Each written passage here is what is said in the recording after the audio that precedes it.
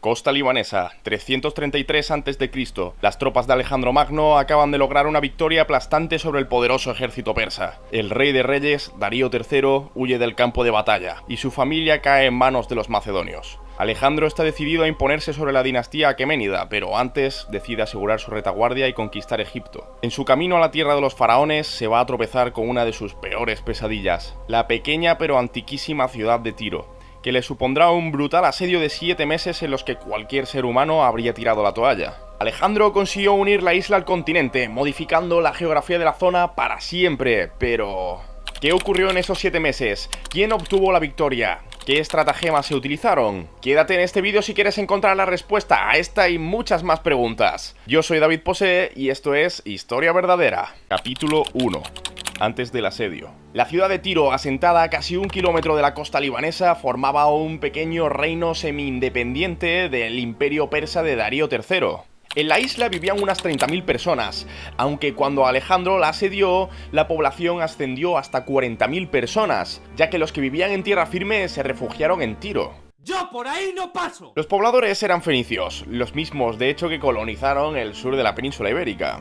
Estos fenicios eran comerciantes natos, probablemente los más conocidos de todo el Mediterráneo, pero ¿por qué? Habían conseguido conectar todo el mar Mediterráneo por medio de una extensa red comercial, pero esto no se puede conseguir sin una poderosa flota. Esta flota se encontraba al mando del Imperio Aqueménida, así que una vez que conquistara Egipto y Tiro, Alejandro ya no tenía que preocuparse por la amenaza naval para conquistar el Imperio Persa. Pero como ninguna guerra se libra sin ningún motivo, Alejandro necesitaba el suyo para conquistar Tiro, así que ¿cuál fue el casus belli? Capítulo 2. La ira de Heracles. 332 a.C.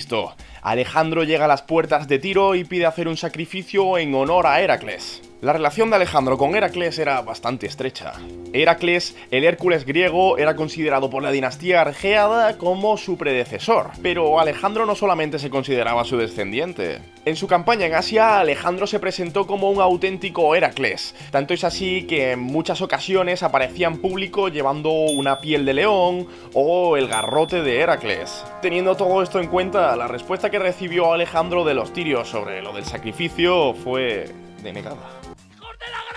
A Alejandro esto no le hizo ninguna gracia, así que mandó a unos emisarios a transmitir un ultimátum. O le dejaban sacrificar sus vaquitas o arrasaba la ciudad. ¿La respuesta de Tiro? Venir a por mí, pero con la cara destapada. No hicieron falta palabras, y es que asesinaron a los emisarios y los lanzaron al mar. Con esto dio inicio a uno de los asedios más épicos de la antigüedad. Capítulo 3. Comienza el asedio. Alejandro, tras pronunciar, según Arriano, un discurso en el cual explicaba que una vez que cayera Tiro caería toda Fenicia y con ello podían capturar su flota y utilizarla para asegurar todo el Mediterráneo oriental, da inicio al asedio de Tiro. La estrategia parecía sencilla: construir una rampa hasta las murallas para poder transportar unas torres de asedio. El problema, tenían que construirla sobre casi 1 kilómetro de agua. Además tenía que ser lo suficientemente ancha para que cupieran las torres de asedio. A Alejandro esto le dio exactamente igual. Él mismo recogió unas piedras y las colocó en la orilla, dando inicio a la construcción de la rampa.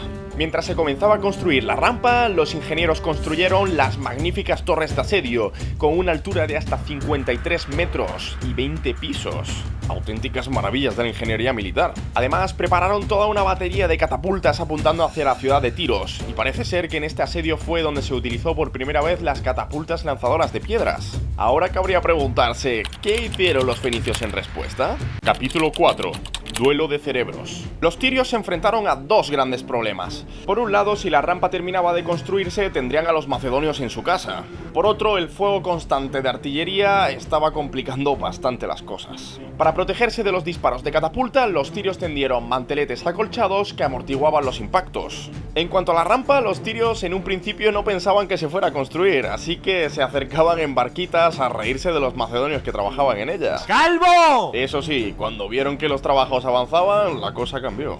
Comenzaron a hostigar a los macedonios desde el mar, disparándoles tridentes o lanzándoles redes de pesca para arrastrarlos aguas adentro. El problema es que cuando entraron las torres de asedio en la rampa y revistieron la rampa además con una empalizada de madera, ya los proyectiles no hacían mucho efecto. Ahora te jodes, amigo mío.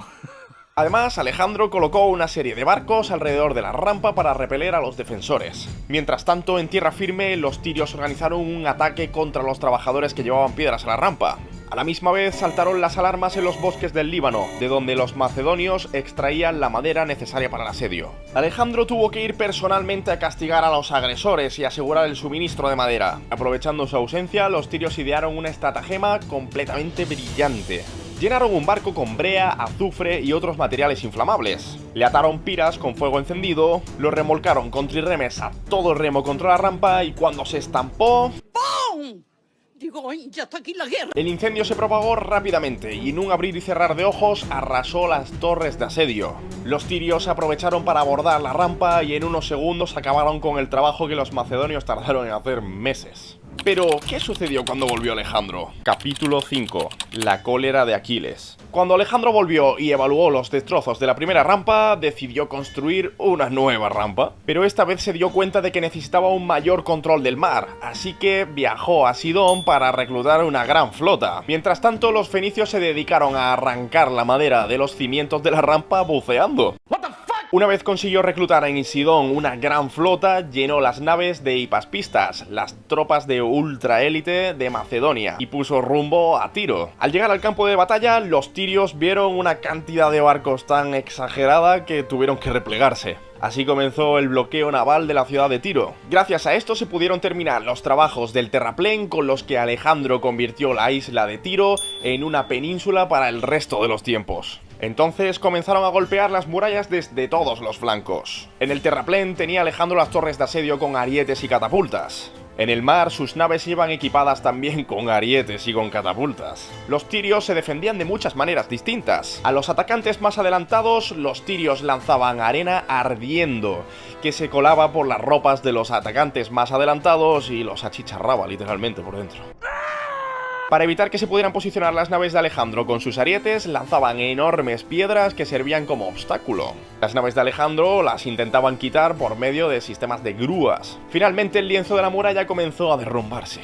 Alejandro, a la cabeza, se lanzó con los hipaspistas a través de pasarelas que iban desde los barcos hasta los mismos huecos que se abrían de las murallas. A la misma vez cayeron los dos puertos y el asalto fue todo un éxito. Pero lo que siguió fue una matanza implacable, digna de la cólera de Aquiles. Alejandro ordenó asesinar a todos los habitantes de la ciudad, excepto a los que estuvieran refugiados en templos, que a eso los capturaba. Y redujo la ciudad literalmente a sus cimientos. Y así fue como dio fin al asedio de Tiro, uno de los más encarnizados e inteligentes de toda la historia antigua. Si te ha gustado este vídeo no puedes perderte el que tienes aquí en pantalla, donde podrás descubrir una de las civilizaciones más impresionantes de toda la prehistoria de la península ibérica, el Argar.